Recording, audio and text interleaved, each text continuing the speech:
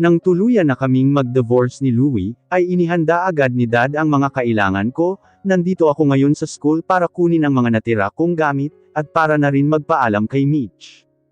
So ibig sabihin aalis ka na, hindi ka na dito mag-aaral? Tanong sa akin ni Mitch. Oo, tama ka, yun kasi ang gusto ni Dad. At isa pa makakatulong din yun sa akin para makamove on. Sagot ko kay Mitch. Ganun ba? Okay, naiintindihan ko, sabi ni Mitch. Maya-maya pa ay nakita ko si Louie, masakit ang mga sinabi niya sa akin, pero gusto ko sanang magpaalam sa kanya, kaya nilapitan ko siya. Louie POV. Naglalakad ako dito sa hallway, nang biglang lumapit sa akin si Ayesha. Hi Louie, bati nito sa akin. Ano na naman ba? Akala ko ba titigilan mo na ako, bakit lumalapit ka pa rin sa akin? Tanong ko kay Ayesha. Huwag ka mag-alala, gagawin ko naman talaga lahat ng sinabi ko, linipitan lang kita dahil gustong kong magpaalam sa'yo, aalis na kasi ako, sa ibang bansa na ako mag-aaral. Sabi nito na ikinagulat ko. Hindi ko alam kung bakit parang nalulungkot ako sa sinabi niya, dapat nga masaya pa ako, dahil wala na siya sa buhay ko, wala nang manggugulo sa akin, pero bakit ko ito nararamdaman? Tanong ko sa sarili ko, pero binaliwala ko na lang iyon. Di maganda, wala nang manggugulo sa akin, dahil aalis ka na. Sagot ko kay Ayesha. Sige aalis na ako, may kailangan pa akong gawin, sabi nito at umalis na. Ayesha POV. Nandito ako ngayon sa kwarto ko, at naisip bigla ang nangyari kanina. Siguro nga hindi talaga siya ang taong para sa akin, kaya mabuti na ring umalis ako, para makalimutan siya. Malungkot na sabi ko sa sarili ko, at tiyak ka humiga para matulog, dahil maaga pa bukas ang flight ko. Nandito na kami ngayon sa airport, at maya-maya aalis na din ako, kaya nagpaalam na ako sa kanila. Nandito rin si Mitch, dahil gusto daw niya akong ihatid sa airport, kaya pinayagan ko na lang din siya na sumama sa paghatid sa akin. Mag-iingat ka dun palagi anak mamimiss ka namin. Sabi nila Mom and Dad. Opo, mamimiss ko din po kayo. Sabi ko sa kanila. Ikaw din Mitch, mamimiss kita, sabi ko kay Mitch. Ako din, tumawag ka sa akin palagi sabi niya. Okay, tatawag ako, sabi ko kay Mitch. Sige na, aalis na ako, bye Mom, Dad, Mitch, sabi ko sa kanila at niyakap sila. Bye anak, bye Ayesha, sabi nila sa akin bago ako umalis.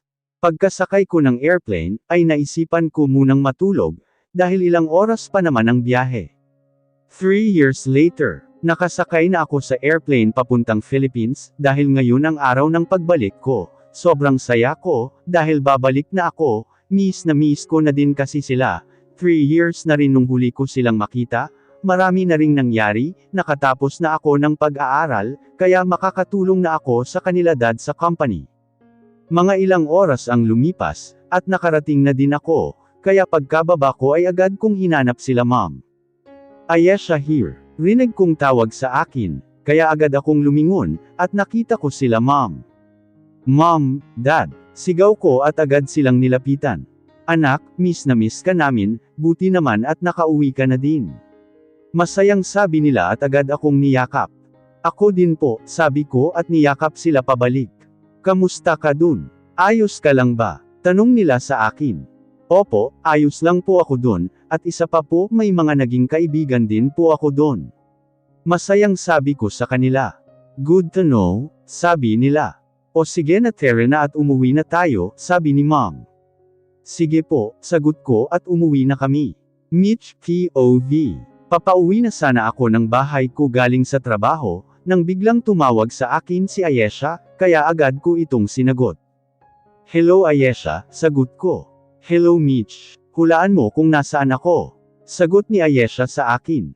I don't know, nasaan ka ba? Tanong ko dito. Nakauwi na ako, nandito na ako ngayon sa Philippines. Masayang sabi nito sa akin. Talaga, kailan pa? Masayang tanong ko sa kanya. Kanina lang, sinundo ako nila Mom and Dad. Puntahan mo naman ako, namimiss na kita, matagal tayong hindi nagkita Sagot ni Ayesha sa akin. Okay, nasan ka ba ngayon? Tanong ko. Nasa bahay ako ngayon. Sagot niya sa akin. O sige, pupuntahan na kita. Sabi ko, okay, I'll wait for you. Sagot ni Ayesha sa akin. Okay, sabi ko sabay baba ng phone, at sumakay na sa kotse ko papunta sa kanila. Ayesha POV. Hinihintay ko ngayon si Mitch, at maya-maya pa ay biglang may nag-doorbell, kaya naman agad akong lumabas para buksan ang gate. Ayesha, masayang sabi ni Mitch pagkabukas ko.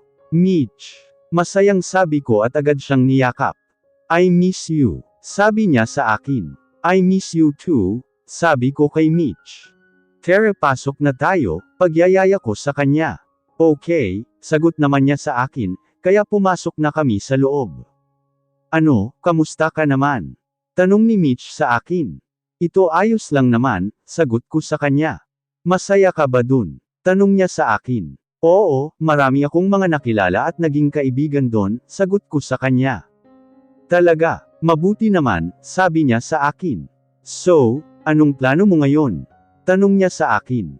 Well, sa ngayon plano kong tumulong kanila dad sa company. Sagot ko sa kanya. Yun lang, wala ka ng ibang plano? Tanong niya sa akin. Yes, bakit may problema ba? Tanong ko sa kanya. Wala naman, pero wala ka bang plano about your love life? Tanong niya sa akin na ikinatawa ko. Alam mo Mitch, meron naman akong plano, pero hindi muna ngayon, sa ngayon kasi gusto ko munang tulungan sila dad sa company. Sagot ko sa kanya. Okay, pero sure ka bang dahil lang sa company, o hanggang ngayon meron ka pa ring nararamdaman para kay? Pinutol ko ang sasabihin niya, dahil alam ko kung anong gusto niyang sabihin. Naka-move on na ako, wala na akong pake sa kanya ngayon, kaya wag kang mag-alala, sinisigurado ko sa'yong yun lang ang dahilan at wala nang iba pa. Sagot ko sa kanya. Mabuti naman, sagot nito sa akin. Mahaba-haba din ang naging usapan namin ni Mitch, at pagkatapos ay umuwi na din siya. Nandito ako ngayon sa company namin, pinapunta ako dito ni Dad, dahil may gusto daw siyang sabihin sa akin about sa company. Pagkapasok ko sa office ni Dad, ay laking gulat ko nang makita ko si Louie sa loob, kitang-kita din sa mga mata niya ang gulat nang makita ako.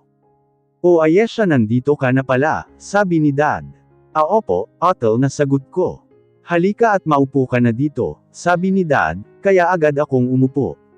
Sige po tito, aalis na po ako, sabi naman ni Louie kay Dad. Sige iho, sabi ni Dad. Tiyak lumabas si Louie. Dad, what is he doing here? Tanong ko kay Dad. May pinag-usapan lang kami, kaya siya nandito, sagot sa akin ni Dad. Okay Dad, what do you want to talk about the company Dad? Tanong ko kay Dad.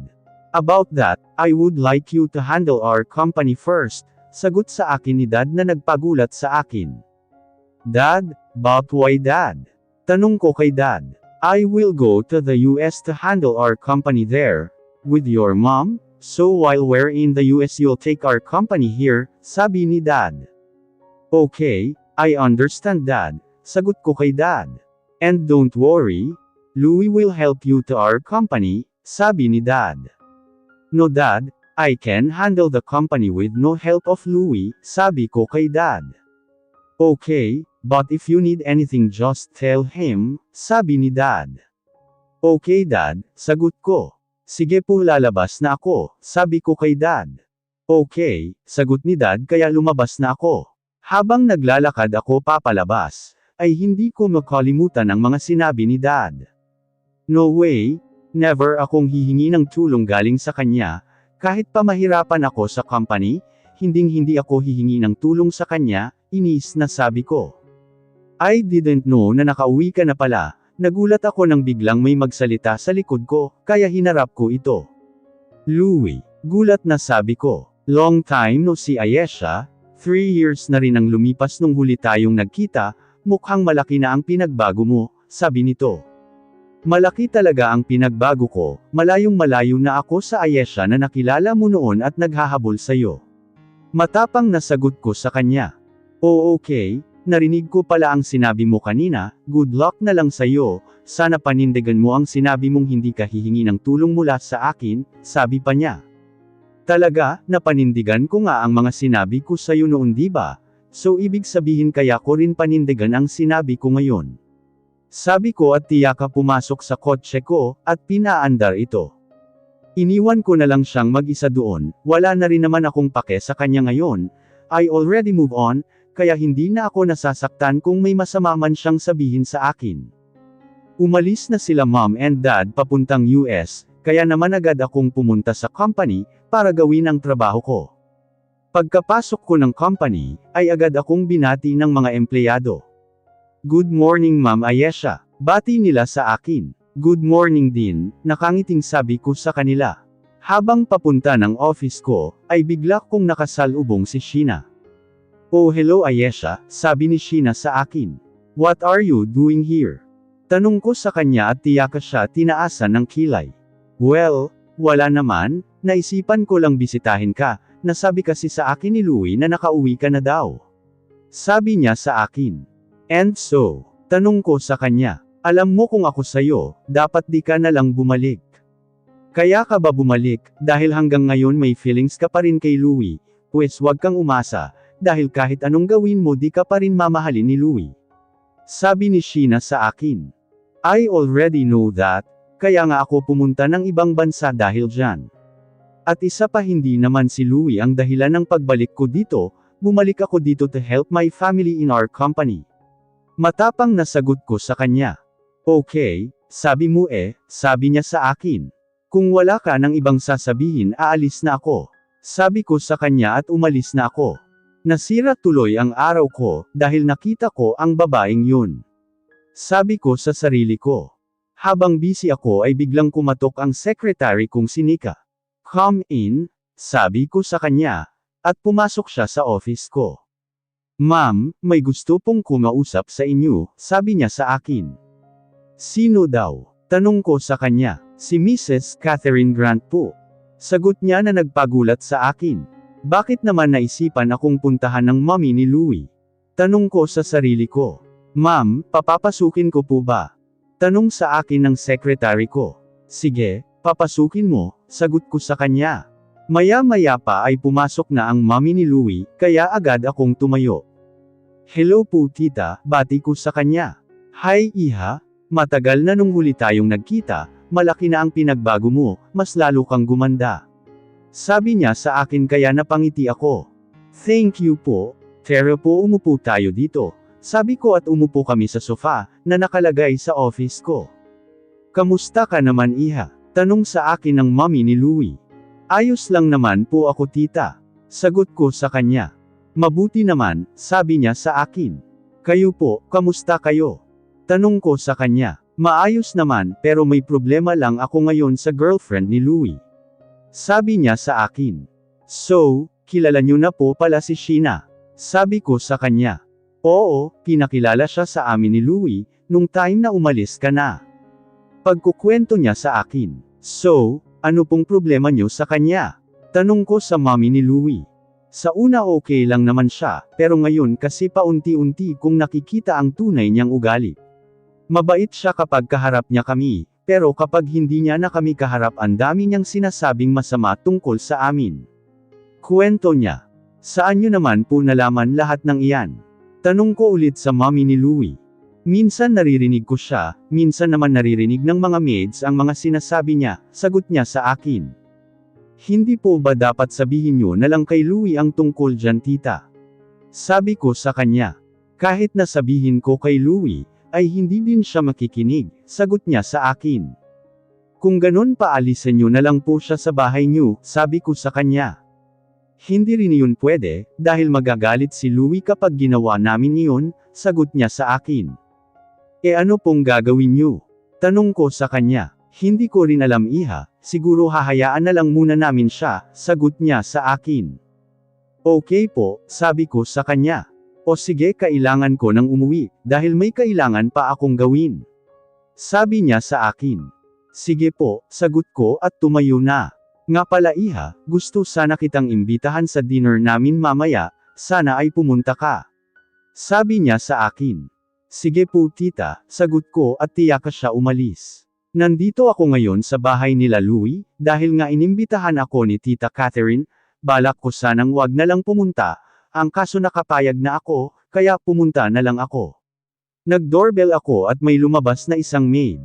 Sino po sila? Tanong sa akin ng maid. Ako po si Ayesha, inimbitahan po ako ni Tita Catherine dito.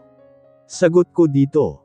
Kayo po pala si Miss Ayesha, sige po pumasok na po kayo, kanina pa po kayo hinihintay ni Ma'am Catherine.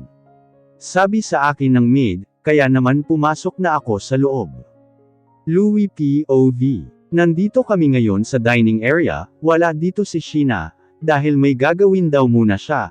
Hindi muna kami nagsimulang kumain, dahil ang sabi ni Ma'am may hihintayin pa kami. Nandito ka na pala, rinig kong sabi ni Ma'am, kaya itinaas ko ang ulo ko, para makita kung sino ito, Ayesha. Gulat kong sabi nang makita ko si Ayesha. What are you doing here? Tanong ko sa kay Ayesha. Andito siya dahil inimbitahan ko siya, dahil inimbitahan ko siyang sumabay sa atin mag-dinner. Sagot sa akin ni Ma'am. But, naputol ang sasabihin ko, dahil nagsalita si Dad.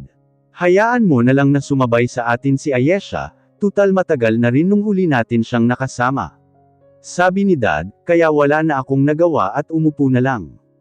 Sit down Ayesha, sabi ni Ma'am kay Ayesha. Okay po, sagot ni Ayesha at umupo.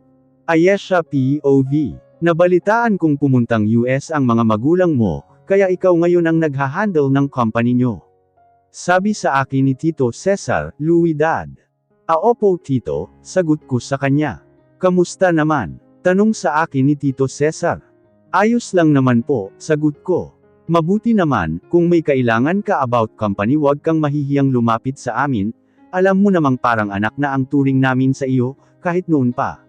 Sabi sa akin ni Tito Cesar. Okay po Tito, sagot ko at kumain na kami. Louie POV. Nakita kong papasok na si Ayesha sa kotse niya, kaya naman agad ko siyang tinawag. Ayesha, tawag ko sa kanya at lumingon naman ito. What? Tanong nito sa akin nang nakataas ang isang kilay. Hindi ko akalaing pupunta ka sa bahay namin, siguro hindi ka lang pumunta dito dahil inimbitahan ka ni Mom. Kundi dahil rin gusto mo kong makita. Sabi ko sa kanya. Pwede bang tumigil ka, masyado ka kasing filingero, naka-move on ako sa'yo.